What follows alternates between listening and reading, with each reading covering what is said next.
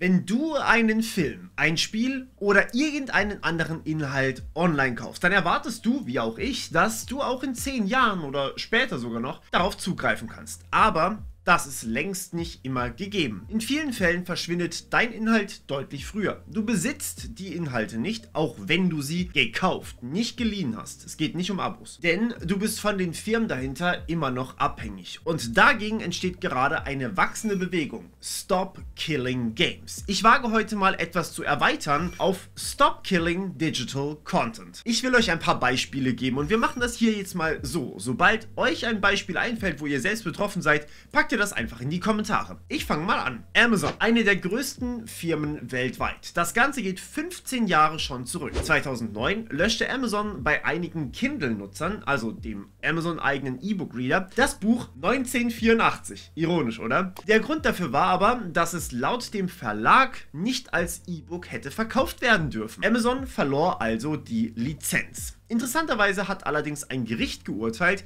dass die Kunden, die das Buch gekauft hatten, durchaus ein Recht darauf hatten, es auch in Zukunft zu lesen. Interessanterweise ist das aber anders bei den Filmen, die ihr über Prime kauft. Kauft ihr dort die digitale Version, kann es durchaus sein, dass ihr sie ein Jahr später nicht mehr schauen könnt. Tatsächlich steht das aber sogar in den AGB von Amazon Prime drin und das wurde auch vor Gericht bestätigt. Kaufen bedeutet hier nicht, dass ihr immer Zugriff darauf habt, sondern nur, dass ihr ein Streaming-Recht von Amazon bekommt, solange eben verfügbar. Das heißt, wenn die Lizenz abläuft, sich Amazon entscheidet, ihre Apps einzustellen, denn ihr habt ausschließlich darüber Zugriff auf die Inhalte, oder gar Amazon bankrott geht, dann sind eure Käufe einfach weg. Und übrigens hält es Steam da ziemlich genau gleich für jedes Spiel, das ihr auf der Plattform kauft. Hier ein Zitat aus den AGB. Die ihnen eingeräumte Lizenz begründet keinerlei Eigentumsrechte an und in Bezug auf die vertragsgegenständlichen Inhalte und Leistungen. Dass aber Amazon bankrott geht, das wirkt ein bisschen weit hergeholt. Deshalb lasst uns ein Beispiel ansehen, wo genau das gerade passiert ist. Weltbild. Für mich war das Ganze ein bisschen Kindheit, die da gestorben ist, denn ich habe mich immer sehr gefreut, wenn der neueste Katalog mit den Büchern und so weiter ankam. Ich bin alt, okay? Naja, die sind auf jeden Fall insolvent gegangen. Das große Problem, auch Weltbild hat einen E-Book-Reader mit anderen Unternehmen gemeinsam veröffentlicht, in Konkurrenz zum Kindle, den Tolino. Da aber mit dem Unternehmensbetrieb dann ja auch die Server von Weltbild offline gehen, ist es Kunden nach dem 31. August nicht mehr möglich, ihre gekauften Inhalte herunterzuladen. Die Server von Weltbild sind ja dann einfach gar nicht mehr vorhanden. Man muss nun also alle Inhalte vorher herunterladen und lokal speichern, um sie in Zukunft noch verwenden zu können. Im Fall vom Tolino geht das zum Glück. Man soll sie dann also einfach in die Tolino Cloud laden, um weiterhin Zugriff von online darauf zu haben. Und das geht nur, weil Tolino nicht nur von Weltbild ist, sondern auch von anderen Firmen mitbetrieben wird. Aber immerhin habt ihr die dann als Dateien. Das heißt nämlich, ihr könnt sie speichern, ihr könnt Backups davon machen, sie an andere senden. Immerhin kann ich auch meine Bücher an Freunde ausleihen. Und dazu kann ich euch unseren heutigen Partner Infomaniac extrem empfehlen. Infomaniac ist die ethische Cloud aus der Schweiz. Ethisch heißt, sie legen extremen Fokus auf Privatsphäre und Sicherheit und betreiben ihre eigenen Rechenzentren in der Schweiz mit eigenen Softwarelösungen. Und die haben es in sich. Teamchat, Mails, Meetings und natürlich auch Website-Hosting. Aber mein persönliches Highlight, Swiss Transfer. Damit könnt ihr völlig kostenlos bis zu 50 GB große Dateien einfach so und völlig ohne Anmeldung mit einfach anderen teilen. Ihr bekommt dann einfach einen Link und andere können von dort herunterladen. Solltet ihr also beispielsweise mal Fotos an eure Freunde schicken wollen oder wie in meinem Fall Schnittmaterial für meinen Cutter, selbst dafür reicht das aus und das ist wirklich viel. Und das mit einem völlig kostenlosen Dienst. Geld verdient Infomaniac mit ihren anderen Dienstleistungen. Deswegen schaut auf jeden Fall bei ihnen mit meinem Link in der Beschreibung vorbei. Es lohnt sich. Okay, bei Weltbild und Amazon hat sich also irgendwie doch noch alles zum Guten gedreht. Leider gibt es hier aber auch 2 weitere Varianten dieses Dilemmas, wo das definitiv nicht so war. Nintendo. Für Nintendo ist es ein richtiges Geschäft geworden, alte Spiele ein bisschen aufzupolieren und auf die neuen Konsolen zu portieren. Hier, das sind die Wii U Spiele, die für die Switch rauskamen. Und das sind die Wii Spiele. Und das hier die vom Nintendo 3DS. Ein Beispiel dafür. Bayonetta 1 und 2 kosten hier volle 58 50 Euronen für die Switch. Was sich groß verändert hat? Laut IGN quasi nichts am Game. Es ist wirklich einfach das alte, nur für die neue Konsole, aber dafür kriegt ihr 60 Bilder pro Sekunde auf der Switch statt 30 bis 60 auf der Wii U. Wow! Das ist recht wenig für einen fast Vollpreistitel. Das ist aber gar nicht mein Punkt. Wenn ihr nämlich Spiele digital gekauft habt, könnt ihr davon ausgehen, dass ihr sie nicht ewig spielen könnt. So war das nämlich mit den Nintendo 2DS und 3DS Servern. Die sind nämlich dieses Jahr im April geschlossen worden. Endgültig. Alle Spiele, die Online-Funktionen hatten, haben diese jetzt nicht mehr. Das heißt, kein Koop, kein kompetitives Zocken. Lange war auch nicht mal ganz sicher, ob man Spiele danach überhaupt noch runterladen kann. Meine Freundin hat alle aus Panik nochmal nachgeladen, aber das geht. So wurde aber trotzdem einigen Spielen das Licht ausgeknipst. Und das sind längst nicht alle. Star Wars Galaxies, ein abo-basiertes MMO, wurde 2011 das Licht ausgeknipst, weil die Lizenzen ausgelaufen sind. Sie also einfach sich nicht mehr Star Wars nennen durften. Ein ähnliches Thema also wie bei den Kindle-Büchern. Doch hier mit der Ausnahme,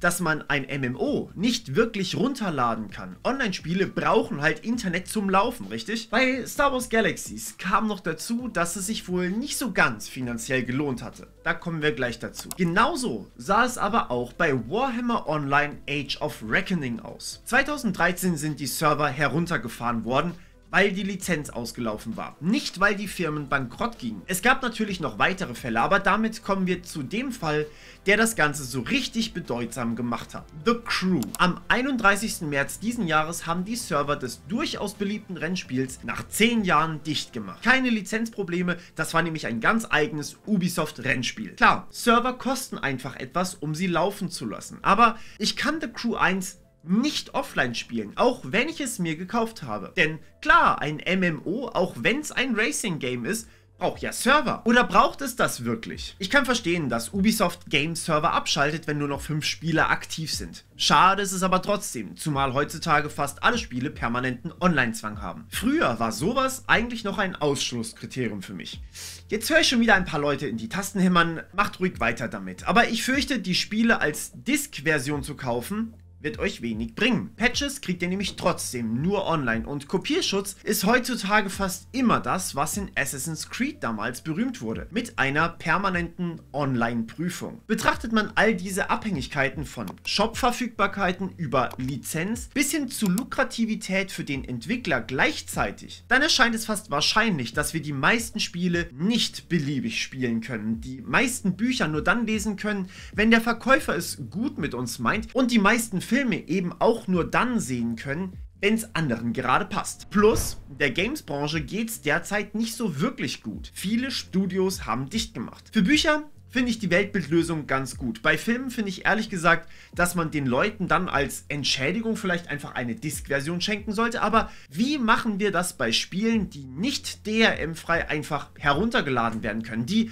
also entweder einen Kopierschutz haben oder gar vollständige Online-Games bzw. MMOs sind, wie zum Beispiel The Crew. Ich sag mal so, die Communities sind die, die die Spiele sogar retten wollen. Komplett ehrenamtlich. So hat Warhammer, ihr erinnert euch, das Game, das wegen Lizenzen seine Server runterfahren musste, noch bis heute einen aktiven Server. Hä? Wie das? Richtig, das ist ein Community-Server. Eine Gruppe findiger Entwickler hat sich einfach in ihrer Freizeit zusammengetan und betreibt nun ehrenamtlich 2 Server, der eine mit bis zu 3500 Spielern gleichzeitig. Und das sind bei Gott nicht die einzigen Games, bei denen das geht. Bei Palworld, bei Ark Survival Evolved oder auch bei Minecraft ist es völlig normal, dass eine Privatperson oder ein Verein einen eigenen Server betreibt, auf dem dann eben Freunde gemeinsam spielen können und sich eine Welt teilen. Aber auch bei MMOs wie World of Warcraft ist das sehr häufig der Fall. Das Tolle, die sich damit auskennen, können sogar teilweise einfach Mods entwickeln, die das eigentlich Hauptspiel